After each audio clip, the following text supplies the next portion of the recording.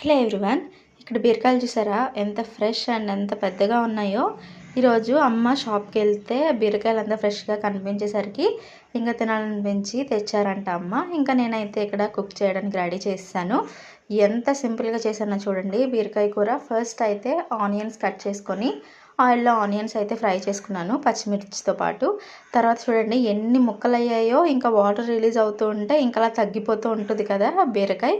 చూడండి ఎంత తక్కువ వచ్చిందో. ఇంకా నేను సాల్ట్ అండ్ పసుపు వేసిన తర్వాత ఇంకా చాలా వాటర్ అయితే రిలీజ్ అయింది. ఇంకా అవన్నీ అలాగా మగ్గించుకుంటూ ఉండడమే అండి. ఇంకా ఈ కర్రీ అయితే ఇంకా ఏం ఎక్స్ట్రా యాడ్ చేయని అవసరం లేదు. వాటర్ మనం ఇంకా లాస్ట్లో కారం వేసేసుకున్నాను.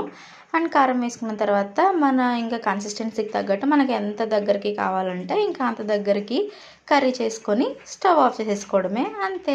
సింపుల్గా బీరకాయ కర్రీ అయితే రెడీ అయిపోయింది ఇక్కడ.